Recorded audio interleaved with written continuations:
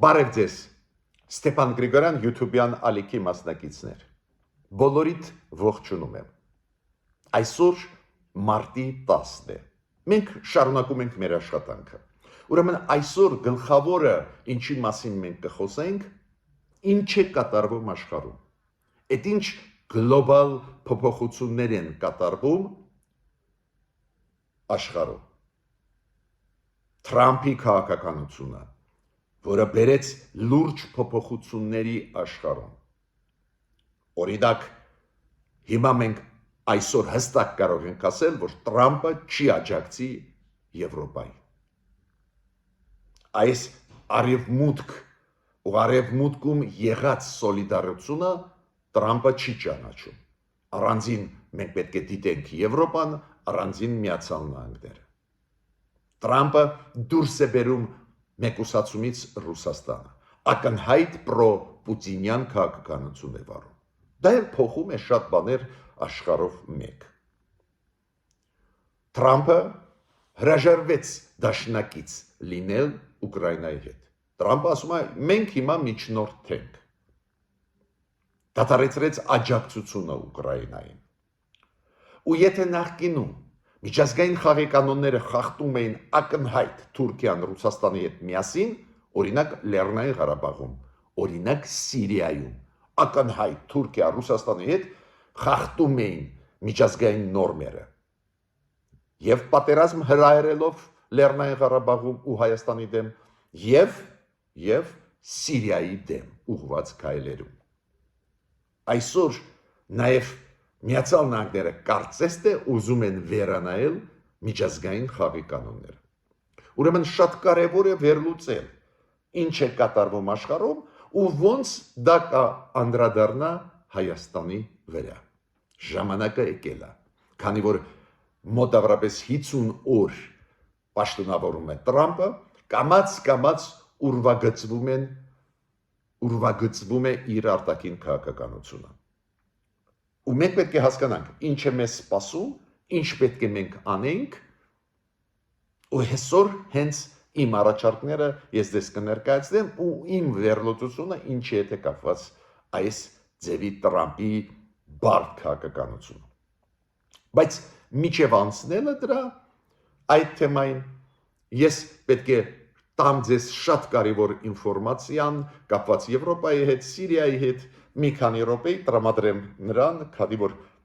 Սիրիայում գնում են շատ վտանգավոր, շատ վատ պրոցեսներ, կոտորածներ, կարելի է հստակ ասել, գնում է ալավիների դեմ ուղված, քրիստոնյա փոքրամասնությունների դեմ ուղված, այո, Սիրիայում ցավով նորից բռնություններ,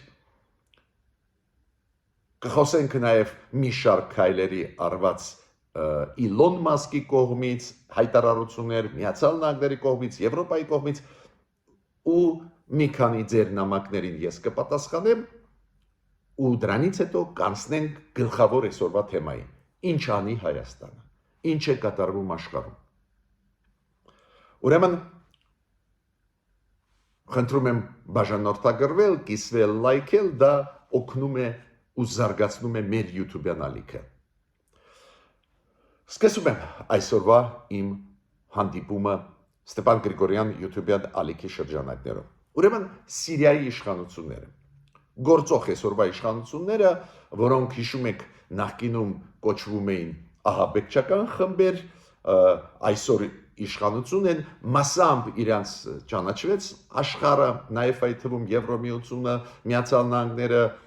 քանի որ այլ տարբերակ էլ չկար, այդ իշխանությունը կարողացավ գոնե ժամանակավորապես հանգստացնել վիճակը, դա է պատճառը, որ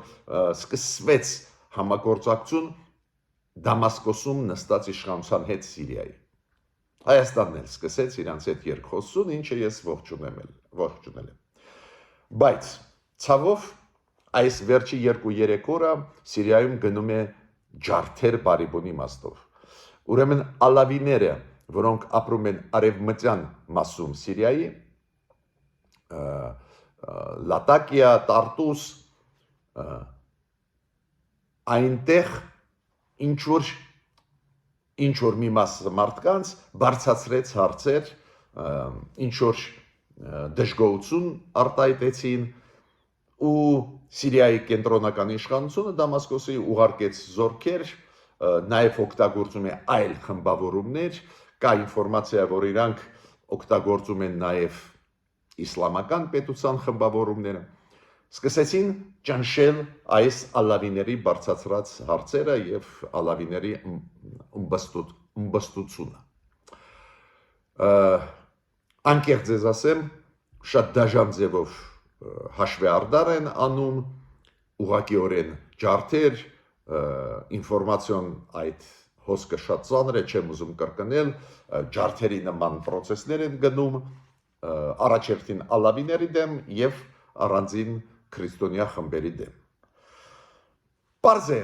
աշխարհը արձագանքում է, իդեպ ասեմ ձեզ, որ թիվը զոհված մարդկանց հազարների է հասնում, ուրեմն այդ կոտորածների մասշտաբը մեծ է, պարզ է, որ եւ եվրոպական երկրները արձագանքեցին, Ֆրանսիա, Մեծ Բրիտանիա, Գերմանիան, Հունաստանը, գրեթե բոլոր եվրոպական երկրները արձագանքում են, արձագանքեց Մարկո Ռուբիոն, արեց հայտարարություն, որ գործող իշխանությունները Սիրիայի պետք է հարգեն կրոնական եւ ազգերի փոքրամասնությունների իրավունքները, իդեպ ասեմ ձեզ, Տրամպը, երբ որ նախընտրական արշավ էր Միացյալ Նահանգներում, հիշում եք, խոստում տվեց, որ քրիստոնյա փոքրամասնությունների իրավունքները ինքը կպաշտպանի, հիմա դեռ Ամերիկան բավարարվեց միայն Մարկո Ռուբիոյի հայտարարությամբ։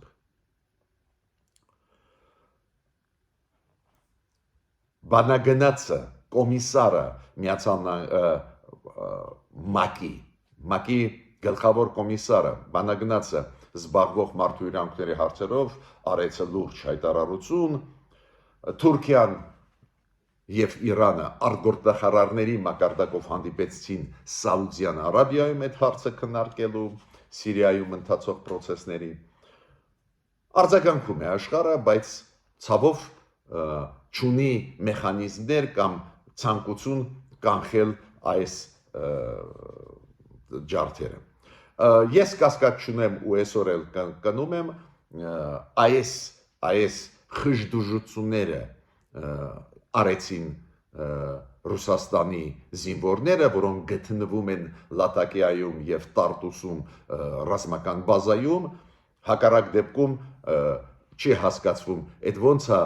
ըմբստությունը բարձրացած զինյանները ալավիների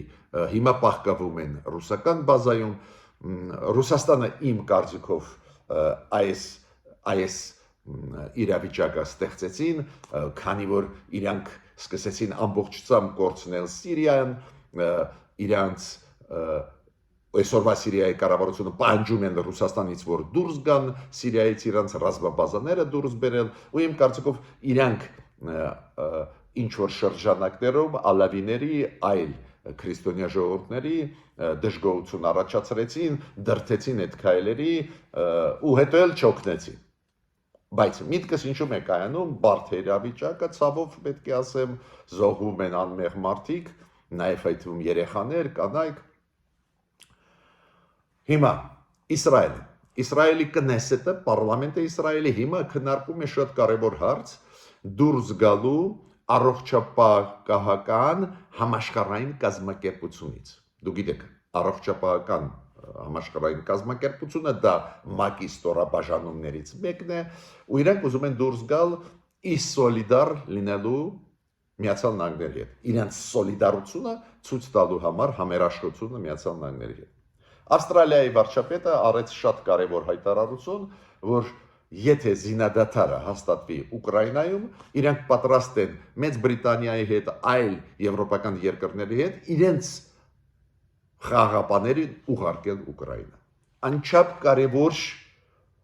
քայլ Ավստրալիայի կողմից, դեմոկրատական աշխարհի ներկայացուցիչի կողմից։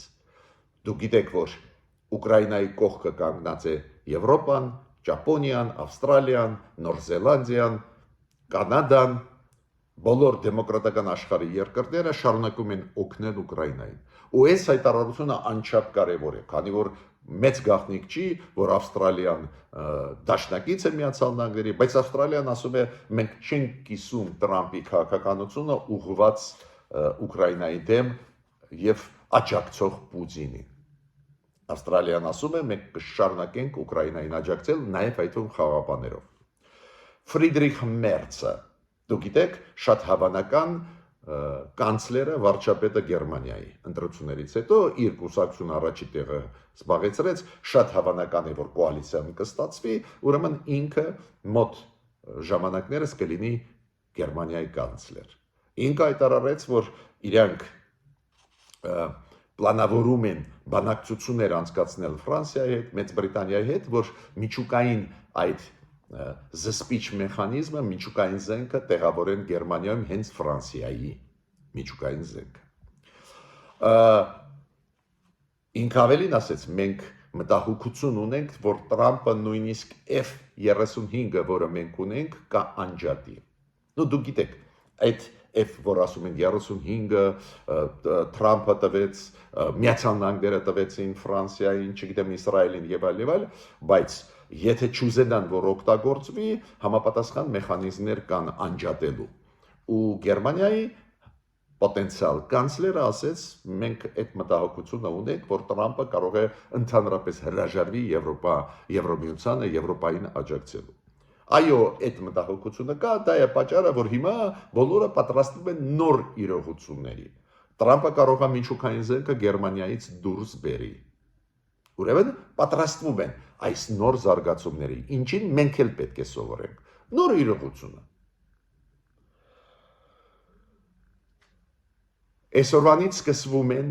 Ուկրաինա-ամերիկյան բանակցությունները Էրիադում, Սաուդյան Արաբիայում, հիշում եք ռուս-ամերիկյան բանակցություններ, հիմա կլինեն Միացյալ Նահանգներ Ուկրաինա բանակցություններ։ Իլոն Մասկը։ Ինձ հավատացեք, Իլոն Մասկը կլինի այն դեմքը, որը լուրջ գլխացավանք կդառնա Դոնալդ Տրամպի համար։ Քանի որ այդ մեծահարուստ մարդ ոչ մի սահմանափակում չունի, ինչ ուզում ասում է, ում մասին ինչ ուզում ասում է։ Տրամադրում է Դոնալդ Տրամպի դեմ եկապետություններ, մարդիկ նեղանում են, վիրավորում են տարբեր պետությունների, օրինակ Իլոն Մասկի ասածը Ֆրանսիայի, Անգլիայի մասին, Իլոն Մասկի ասածը Կանադայի մասին, Դանիայի մասին, ուղղակի վիրավորական խոսքեր են։ Պարզ է այդ պետությունները ու հասարակությունները ու իշխանությունները այդ պետությունները նեղանում են, բայց իրենք չեն նեղանա Իլոն Մասկի վրա։ Պարզ է այդ իրենց նեղանալը կվերաբերվի Դոնալդ Տրամպին։ Դոնալդ Տրամպը տվեց լուրջ պաշտոն Իլոն Մասկին։ Ու Իլոն Մասկը շարունակում է անհեթեթ հայտարարություններ անել։ Դուք գիտեք, Starlink կա արբանյակների համակարգ Starlink ու այդ Starlink-ը տալիս է ինֆորմացիա արբանյակներից, տալիս է ինֆորմացիան Ուկրաինայի բանակին, դա շատ օգնում է, որ ճակատը պահպանվի Ուկրաինայի բանակի։ Հիմա Իլոն Մասկը ասեց, եթե ես ուզենամ, ես կանջատեմ դա։ Պրովոկացիոն հայտարարություններ, ճնշումա դա իր կողմից, կասկած ես չունեմ, որ Դոնալդ Տրամպի հետ համաձայնեցված է, բայց ինձ հավատացեք, դա լուրջ հետևանքների կբերի։ Այդքան լուրջ սխալ էր, որ Իլոն Մասկը ուղղակի մի քանի ժամ հետո իր հայտարարությունը ասաց, չէ, դե ես կատակ էի անում, բացառվում է, որ մենք անջատենք։ Ռուբիոն, Մարկո Ռուբիոն արձագանքեց, ասեց, չէ, ես եմ պատասխանատու այդ հարցերից, մենք չենք պլանավորում անջատել, քանի որ Մարկո Ռուբիոն պատասխանատու է արտաքին քաղաքականության հարցերին։ Ինքը հասկանում է ինչ հետևանքներ դա կունենա Ամերիկայի իմիջի համար։ Ես ավելին ձեզ ասեմ, այս Իլոն Մասկի ասածին պատասխանեցին Ամերիկայի քաղաքացիները։ Շատ մեծ դրոշ բերեցին, բացեցին շատ հզոր դրոշ Ուկրաինայի մեծ չափսով բացեցին Սպիտակ տան դիմաց։ Բայց ամենակարևորը չի այս պատմության մեջ, այդ ինչ որ հիմա ձեզ ասում են։ Ամենակարևորը ուրիշ բան է։ Պարզվում է այդ Starlink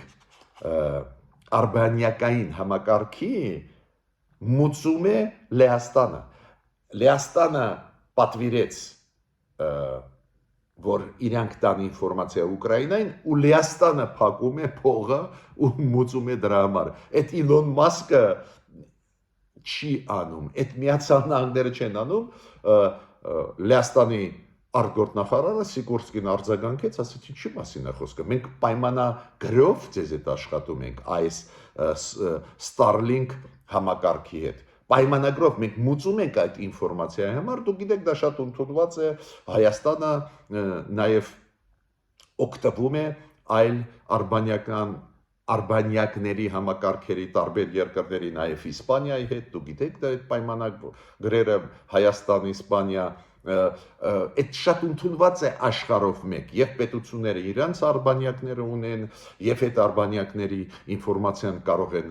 կիսվել այլ դաշնակիցների հետ կամ ծախել այլ երկրների հետ, շատ ընդունված է, ստեղ Իլոն Մասկը իրան է վերագրում, որ ինքը լավություն անում ու Մարկո Ռուբիոն Սիկորսկին նույն տեղը իրանց դրեց, ասեց մենք դրա համար մուծում ենք, ինչ եք խոսում, դուք ոնց կարաք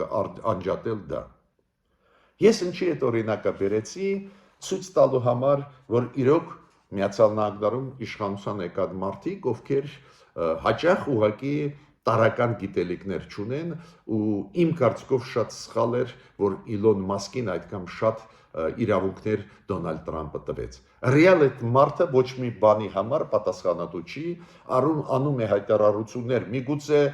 համաձայնեցված նույնիսկ Տրամպի հետ, բայց այդ հայտարարությունները ուղղակի բոլորին տրամադրում են Միացյալ Նահանգների դեմ։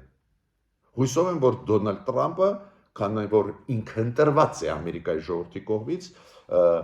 ինչ որ եզրակացություններ կանի։ Տեսեք, ստացվեց, որ ոչ թե Իլոն Մասկը լավություն է անում, տալիս է Ուկրաինայի բանակին ինֆորմացիան, այդ ինֆորմացիան Իլոն Մասկը ծախում է լեհերի վրա։ Միջև անցնելը գլխավոր այսօրվա հարցին, ես պետք է ասեմ, որ ձեզ բոլորից շատ շնորհակալ եմ, որ ակտիվ եք, ողջունում եք մեր աշխատանքը, շատ կարևոր առաջարկներ, մտքերով կիսվում եք, օրինակ Ռոզա Մեսրոպյանը Ֆրանսիայից, Լիոնից, օրինակ Ասիա Ալեքսանյանը Բելգիայից, Ելենա Եկմեջյանը Ֆրանսիայից, Էնդրի Մինսբերգ Ուկրաինայից, ու ես իրան շատ շնորհակալ եմ, ինքը ասեց շատ ու շատ մտքերով, որոնք դուք արտահայտում եք Ուկրաինայում ժողովուրդը համաձայն է, Մարիան Դևինեն, Քրիստինա Կալիֆոռնիայից, Անետա Դրապ Լեհաստանից, Էմիկ Անեդյան, տարբեր տեղերից աշխարհի, որ դուք ողջունում եք, ես շատ շնորհակալ եմ։ Շատ շնորհակալ եմ շատ ու շատ ճիշտ հարցադրումների հետ կապված։ Օրինակ, Հարութը ասում է, որ շատ կարևոր է Ալիևին պատասխանել այդ ստերին, նաև տարբեր լեզուներով, ոչ միայն հայերեն, նաև անգլերեն, ֆրանսերեն, պարզ է մասամբ մենք անում ենք, նաև ես, երբ որ տալիս եմ ռուսերեն կամ անգլերեն լեզուներով ինտերվյուներ, մասամբ, բայց դրանով նաև պետք է զբաղվեն պետական ինստիտուտները, մասամբ զբաղվում են, մասամբ ոչ, մենք դժգոհ ենք առանձին դեպքերում անում են հայտարարություններ, նաև թարգմանում են այլ լեզուների, բայց բավարար չի, դա ակնհայտ է։ Ռոզա Փիլոյանը, գիտեք ինքը ինչ ասեց։ Նիկոլ Փաշինյանը չի մտածում հետևանքների մասին։ Եթե Ալիևը ասում է, որ Հայաստանը պետք է հանձնի ռազմական հանցագործներին Ադրբեջանին, պահկվող Հայաստանում, նու պարզ Ալիևը նկատի ունի եւ 90-ական թվերի պատերազմը եւ 2020 թվի, միջդեռ ինքը սկսում էր պատերազմները, ուրեմն ինքը պետք է հանձնի մեզ հանցագործներին, կատարած հանցագործություններ Արցախայության դեմ, Հայաստանի քաղաքացիների դեմ, բայց ինքը լկտի ասում է։ Հիմա Ռոզա Պելոյանը ճիշտ է ասում, բայց Նիկոլ Փաշինյանը չի մտածում, որ վաղը իրեն կպահանջի Ալիևը, որ արտահանձնեն, քանի որ Նիկոլ Փաշինյանը ասել է, որ Արցախը դա Ադրբեջանն է եւ վերջ։ Գիտեք, բոլորը պետք է իրոք մտածենք այդ հետևանքների մասին, այս Ադրբեջանի ստերին չի կարելի անտեսել, նոր աշխարհակարգում ենք մենք ապրում կամ տեղափոխվում ենք նոր իրավիճակների։ Օրինակ Կարեն Մելքոնյանը շատ ճիշտ է ասում, թող Ալիևը մեզ հանձնի հանցագործներին, ովքեր Սումգայիթը կազմակերպեցին ու սպանում էին հայերին, հետո Կիրավաբադը, հետո Բաքուն։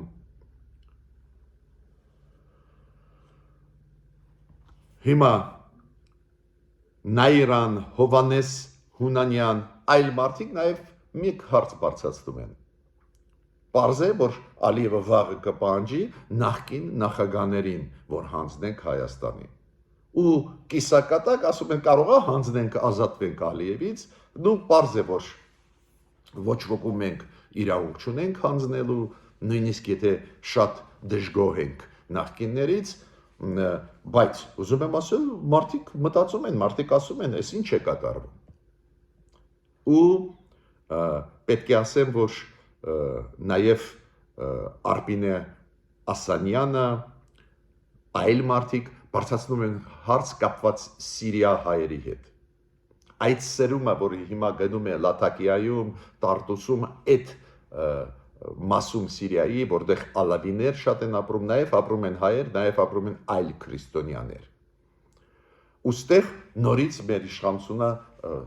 պետք է արձագանքի։ Արձագանքը տարբեր մեխանիզմներով պետք է լինի։ Դուք գիտեք, այսօրվա իշխանությունների հետ Սիրիայի կա կոնտակտ, կա համագործակցություն, դուք գիտեք, եւ մեր հյուպատոսությունը Ալեպո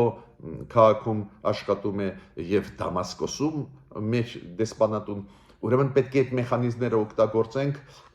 խոսալով այսօրվա իշխանությունների հետ, որ ասենք հայերին չհասնի այդ հարվածը, բացի դրանից, եթե հնարավոր է այս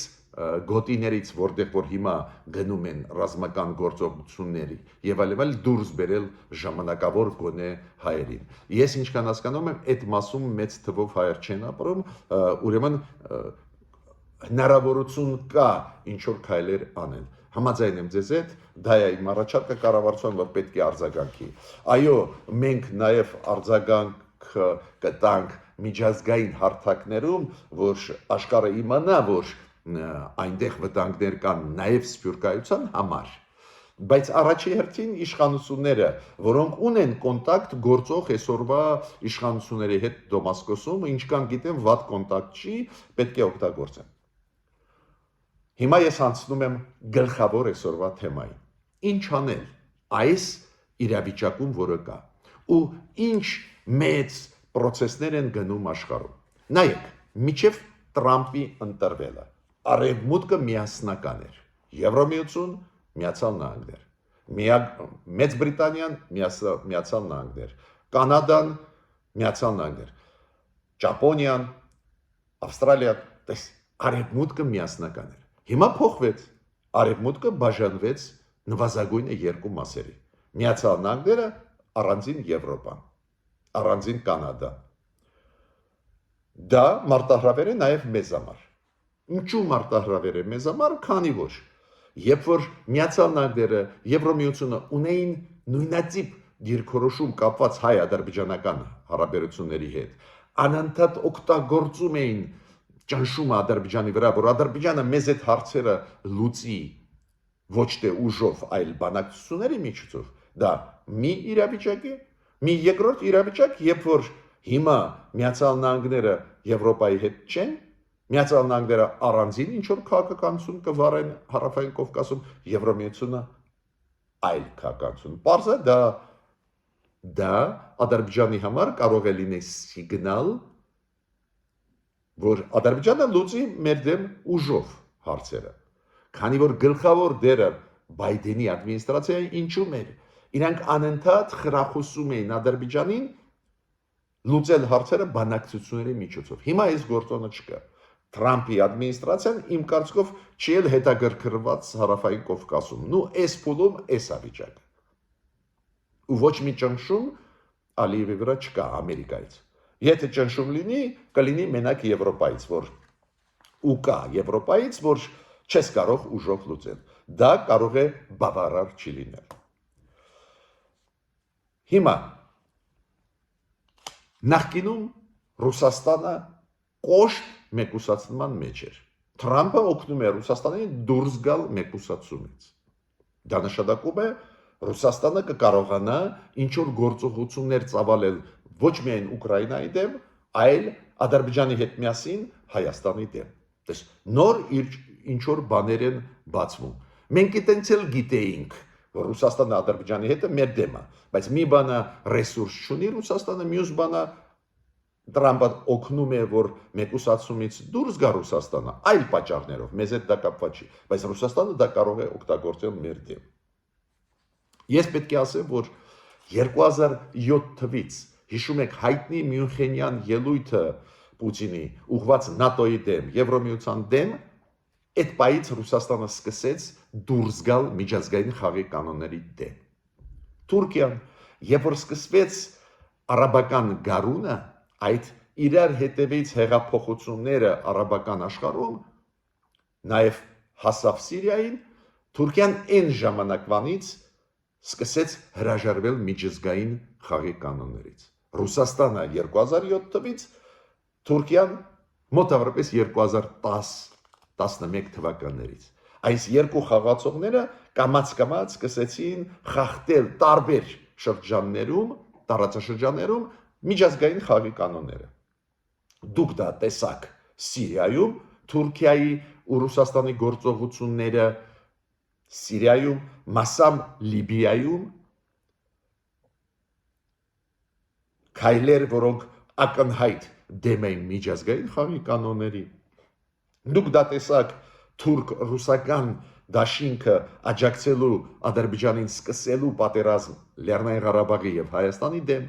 Ի վերջո թողնենք հիմա ինքնորոշում, տարածքային ամբողջականություն, չի կարելի կոնֆլիկտներ լուծել պատերազմի միջոցով, բայց ռուս-թուրքական ալյանսը թույլ տվեց Ադրբեջանին պատերազմով լուծել։ Դες մենք տեսնում ենք, որ այս փոփոխությունները աշխարհում, որոնք սկսեցին Թուրքիան Ռուսաստանի հետ վերանայել միջազգային նորմերը, որ խաղաղությամբ պետք է լուծվի ամեն ինչ, որ չես կարող զրկել երկրները իրենց սուվերենությունից։ Այդ խաղի կանոնների դեմ դուրս եկան Ռուսաստան-Թուրքիան, դա արտահայտվեց մեր դեմ եւ Լեռնային Ղարաբաղի դեմ, դա արտահայտվեց Սիրիայում, դա արտահայտվեց Ռուսաստանի պատերազմով Վրաստանի դեմ, մեծ պատերազմով Ուկրաինայի դեմ, նաեւ անեքսիայով Ղրիմի։ Ինչ եմ ուզում ասել, այս փոփոխությունները իրանք մտցրեցին։ Ով էր իրանց զսպում։ Ով էր իրանց զսպում։ Զսպում էր Միացյալ Նահանգները, Եվրոմիությունը, մասամբ Չինաստանը։ Չինաստանը ինչքան էլ լավ հարաբերություններ Ռուսաստանի հետ չունենա ու ունի, այնուամենայնիվ միշտ կողմնակից էր, որ խաղի կանոնները աշխարհի պահպանվեն, դա է պատճառը, որ Չինաստանը նույնիսկ Ուկրաինայի դեպքում բարբերաբար հայտարարություններ է անում, որ խաղաղ ճանապարհով պետք է լուծվեն, ու վերջի անգամվա հայտարարությունը Չինաստանի շատ կոշտ էր, որ խաղաղ միայն ճանապարհով պետք է լուծվի։ Բարբերաբար նույնիսկ Չինաստանը ասում էր, որ տարածքային ամբողջականությունը Ուկրաինայի պետք է հարգվի։ Միտքը ինչու՞մ է։ Երեք խաղացող խոշոր Միացյալ Նահանգներ, Եվրոմիություն, Չինաստան այնուամենայնիվ դեմ էին այդպես հեշտ քանդել խաղի կանոնները աշխարհի։ Բայց ինչ փոխվեց Տրամպի ընտրվելուց հետո։ Որակապես փոփոխություն կատարվեց, քանի որ հիմա Տրամպն էլ տանում է Ամերիկան այն ուղղությամբ, որ կարելի է փոխել միջազգային խաղի կանոնները։ Այդ լուրջ փոփոխություն է։ Տրամպի հայտարարությունները Գրենլանդիայի հետ կապված, որ մենք կարող ենք վերցնել Գրենլանդիան, Տրամպի հայտարարությունները Ջրանսկի հետ կապված Պանամայի, որ այդ մեզ համար ստրատեգիկ շատ կարևոր է, մենք պետք է վերահսկենք։ Դες ինքը նույնիսկ չի մտածում, որ կա Դանիա, կա Պանամա, իրանց տարածքային ամբողջականությունը պետք է հարգես, առանց իրենց չես կարող այդ քայլերը անել։ Ինչ եմ ուզում ասել։ Թրամփի քայլերը ցույց են տալիս, որ ինքն էլ կողմնակից է, եթե պետք է շրջանցել ՄԱԿ-ի գլխավոր խաղի կանոնները, ՄԱԿ-ի կանոնադրությունը։ Տրամպը հաճախ ասում է, որ ուժը ծնում է իրավունքը։ Օրինակ, այս վերջի ռմբակոծությունները Ռուսաստանի Ուկրաինայի տարածքների դեմ ուղված, Ուկրաինայի քաղաքների դեմ ուղված, Տրամպը բացատրում էր այդպես. իրանք ուժեղ են անում են, հիմա ինչ անեմ ես։ Իրան ինչի այդ հարցը տալիս էին, ասում են դու Ռուսաստանի հետ բանակցում ես, դու ուզում ես, որ խաղաղություն լինի, բայց աչքը փակում ես, որ իրենք ռմբակոծում են։ Տրամպը պատասխանեց այդպես, ոնց միշտ պատասխանում էր Պուտինը։ Մենք ուժեղ ենք, մենք պետք է գրավենք այդ տարածքները։ Տրամպը դադարեցրեց օգնել Ուկրաինային։ Անչափ լուրջ քայլ էր Տրամպի կողմից։ Ինքը չսպասեց, որ Ռուսաստանը զինադադար կանքի, նոր սարեցներ աջակցությունը Ուկրաինային։ Ինքը չփակեց այդ աջակցությունը, բայց սարեցրեց։ Բայց ինքը չսպասեց, ինքը այդ քայլը արեց։ Տրամպը լուրջ հայտարարություններ է անում Եվրոպայի հետ կապված, ասում է, որ չի աջակցի Եվրոպային, եթե Եվրոպան ավելի շատ չմուծի փողեր կապված Եվրոպայի պաշտպանության հետ։ Տրամպը ասում է, որ ինքը կարող է ընդհանրապես չաջակցի Եվրոպային, եթե Ռուսաստանը հարձակվի։ Ինչ եմ ուզում ասել։ Տրամպն էլ վերանայում է մասամբ խաղի կանոնները աշխարհին։ Այո, հենց ես այսօր ձեզ ասացի, որ Տրամպը Պուտինի հետ միասին հիմա ՄԱԿ-ի անվտանգության խորհրդի արտահերտ նիստը պահանջում են ու այսօր կլինի մոտավորապես մեր ժամով երեկոյան 6-ին, օգտագործում է այդ մեխանիզմները, բայց միաժամանակ այդ մեխանիզմները քանդում է, դուք պետք է հիշեք, Տրամպը դուրս եկավ համաշխարհային առողջապահության կազմակերպությունից, ՄԱԿ-ը կլիմայի այդ կոնվենցիայից դուրս եկավ, ՄԱԿ-ը դադարեցրեց ֆինանսավորել մի շարք այլ կառույցներ ՄԱԿ-ի, նաև դուրս եկավ ՄԱԿ-ի մարդու իրավունքների խորհրդից, այդսաղ ՄԱԿ-ի ստորաբաժանումներն են։ Ուրեմն ինքը վերանայում է խաղի կանոնները։ Ու հիմա շատ կարևոր է մենք ինչ պետք է անենք ու ինչով են մարդիկ բացատրում։ Օրինակ կան փորձագետներ, որոնք դա բացատրում են ինչով։ Այս քայլերը Տրամպի։ Ասում են Տրամպը ուզում է պոկել Ռուսաստանը Չինաստանից։ Ու եթե պոկի Չինաստանից, որ Չինաստանին չհասնեն այդ ամբողջ հնարավորությունը Ռուսաստանի, քանի որ եթե Ռուսաստանը քանդվի, լինելով իզոլյացիայի մեջ, մեկուսացման մեջ, օգտվի Չինաստանը էլ ավելի կուժեղանա։ Ու քանի որ Տրամպը համարում է, որ գլխավոր իր գլխացավանքը դա Չինաստանն է, ու գլխավոր մրցակիցը, գլխավոր հակառակորդը Միացյալ Նահանգների աշխարհում Չինաստանն է, ուրեմն պետք է Ռուսաստանին իր կողմը տանի, որ Չինաստանը չօգտվի։ Այդ կարծիքը կա ոչ միայն Հայաստանում, նաև աշխարհում։ Ես այդ կարծիքի հետ այդքան էլ համաձայն չեմ, բացատրեմ ինչու։ Առաջինը Տրամպը չի կարողանալու պոկել Պուտինին Չինաստանից։ Չինաստանի կոմունիստական համակարգը, Պուտինի ստեղծված համակարգերը բավական հարազատ են։ Իրանք դեմոկրատական համակարգերի դեմ են։ Ու Տրամպը չի կարողանալու պոկել։ Բացի դրանից, եթե իրոք այդպես է մտածում Տրամպը, թող միայն բավարարվի նրանով, որ օգնում է Ռուսաստանին։ То есть մեկուսացումից դուրս է բերում, ուզում է խաղաղություն հաստատել, ինչի զուգահեռ Տրամպը հրաժարվում է օգնել Եվրոմիությանը։ Ինչի զուգահեռ Տրամպը անց է կացնում մեծ արշավ եվրոպական երկրների դեմ, Եվրոմիության դեմ։ Ինչի ինքը տարածում է ինֆորմացիան, որը չի համապատասխանում իրականության, որ իբր Եվրոմիություն ավելի քիչ է օգնում Ուկրաինային, քան թե Միացյալ Նահանգները։ Ինչի տարածում է սխալ լուրեր, որ իբր Եվրոմիությունը չի ծախսում իր պաշտպանության համար։ Ինչու ինքը միաժամանակ Կանադայի եւ Մեքսիկայի դեմ արշավ է տանում։ Հասկանում եք, եթե ինքը ուզում է օգնել Ռուսաստանին, թող օգնի, որ պոկի Չինաստանից, բայց ինչի զուգահեռ ինքը անում է քայլեր ուղղված դեմոկրատական համակարգերի դեմ, Եվրոպայի դեմ։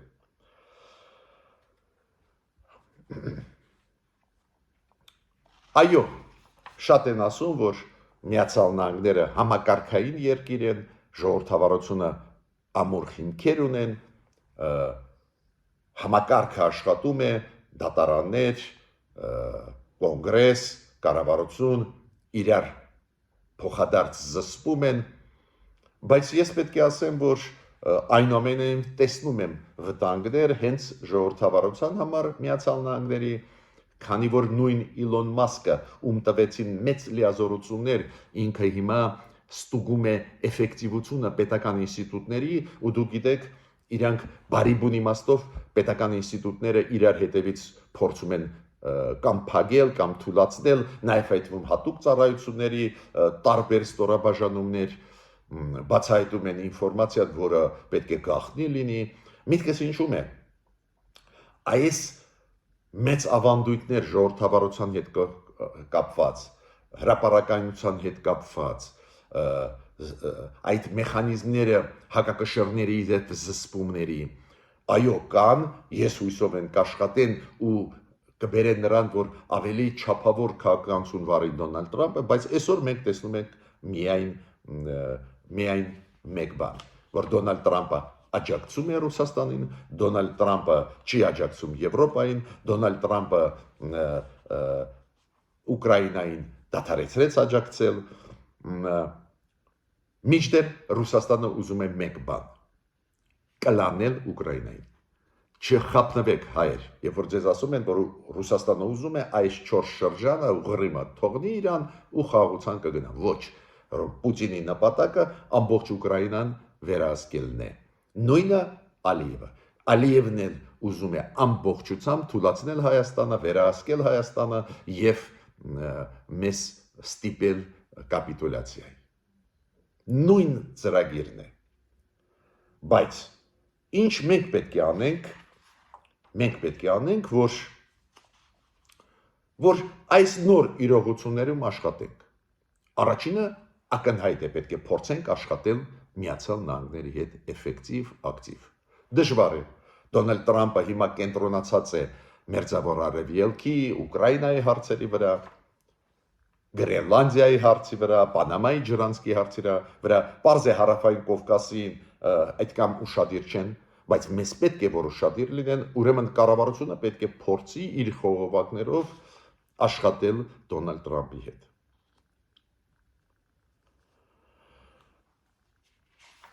Մյուսը շարունակել դիվերսիֆիկացիան։ Մեր կառավարությունը պետք է շարունակի դիվերսիֆիկացիան էներգետիկ ոլորտում, ռազմատեխնիկական ոլորտում։ Շատ լավ է, որ հիմա նորից մեր արտգործնախարարը գնում է Հնդկաստան, Հնդկաստանի հետ լուրջ ծրագրեր ունենք, առաջերտին ռազմատեխնիկական ոլորտում, նաև տնտեսական,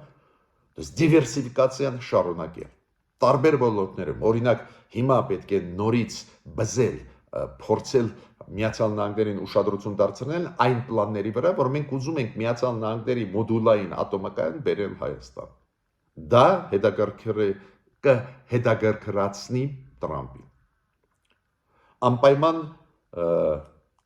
Անպայման պետք է շարունակել թափով ինտեգրացիոն process-ը Եվրոմիության հետ։ Դες Միացյալ Նահանգներ, Եվրոմիություն այդ ստրատեգիկ համագործակցությունը ուժեղացնել։ Միաժամանակ դիվերսիֆիկացնել, իրար չհակասող ճանապարհներ են։ Գնալ դեպի եվրոինտեգրացիան, դառնալ ապագայում Եվրոմիության անդամ ու ստրատեգիկ համագործակցության Միացյալ Նահանգների զարգացնել, դա չի հակասում մեր համագործակցությանը Վրաստանի հետ կամ Հնդկաստանի հետ, ուրեմն դիվերսիֆիկացիան շարունակելով ինտեգրացիա անում ենք։ Անպայման պետք է շարունակենք դուրս բերել ռուս սահմանապաներին մեր սահմաններից։ Անպայման այդ ճանապարհը պետք է անցնենք, անպայման որտեղ կան ռուս զինվորները, տեսակ Սիրիայի օրինակով, այնտեղ ապակայունացում է գնում։ Անպայման պետք է գործեր տալ միջազգային քրեական դատարան ուղղված այն հանցագործությունների դեմ, որոնք կատարվել են հայերի նկատմամբ, երբ որ Ադրբեջանը էթնիկ զտում արեց Արցախում եւ երբ որ 2022 թվականին հարձակվեց Հայաստանի վրա։ Պետք է դուրս գալ հապկից։ Պետք է Միացյալ Նահանգների հետ քննարկել այս Սյունիքի ճանապարհների հարցը, տալ իրանց վերահսկողության տակ։ Եթե Ադրբեջանը մեզ չի հավատում, կարող է չհավատա ամերիկացիներին։ Ուժեղացնել Եվրոմիության դիտորդական առաքելությունը, ելի 2 տարի պետք է աշխատել, մեր կառավարությունը պետք է դնի հարց, որ դիտորդների թիվը պետք է ավելացվեն եւ այլ։ Մենք պետք է արձագանքեն այն ռեալությունների, որոնք կան, Ոչ միայն Միացյալ Նահանգները հիմա ուզում են խաղի կանոնները փոխել, նախկինում Ռուսաստանը Թուրքիային են փոխում, հիմա Ամերիկան էլ փոխում է, ուրեմն դու պետք է հենց Ամերիկայի հետ աշխատես, որ լավ զգաս ինչ է ուզում, ավելի հստակ պատկերացնես Ամերիկայի ուզածը ու իրանց հետ աշխատելով նաև արձագանքես այս ռեալությունների։ Ադրբեջանը հիմա փակում է բոլոր միջազգային կառույցների օֆիսները Բաքվում։ Իրար հետևից վաղուց է դա սկսվել, այդ այսօրվա պատմությունը չի, հիշում եք վաղուց է իրանք ՀՀԿ-ի գրասենյակները փակեցին Բաքվում, Երևանում։ Հիմա շարունակում է այդ process-ը։ Հիմա իրանք փակում են նաև Կարմիր խաչի գրասենյակը Բաքվում։ Հիմա փակում են փախստականների գրասենյակը ՄԱԿ-ի Բաքվում։ Եվ այլ եւ այլ։ Դրան էլ պետք է պատրաստ լինես, ինչի համար են դա անում։ Միգուցե իմաստ ունի սկսել ավելի լուրջ երկխոսություն Իսրայելի հետ, քանի որ Տրամպի համար Իսրայելը դա գլխավոր դաշնակիցն է։ Ինչ եմ ուզում ասել, շատ ու շատ անելիք մենք ունենք ու պետք է ավելի արագ արձագանքենք։ Տեսակ, մինչև Տրամպի ընտրությունը Հայաստանը սկսեց իր տեղը գտնել, եվրոինտեգրացիան, ակտիվ աշխատանք Միացյալ Նահանգների հետ եւ այլ եւ այլ։ Հիմա Տրամպի ընտրություններից հետո ու Տրամպի գալուց հետո ինչ որ խաղի կանոններ նաև սկսեցին փոխվել։ Դրան էլ պետք է սովորենք արձագանքել։ Այդ նոր իրողությունների։ Ու ես տեսնում եմ նորից դանդաղեցնում են իրենց քայլերը իշխանությունները։ Ուրեմն իմ կոչը, իմ առաջարկությունները ես հիմա ներկայացրեցի մեր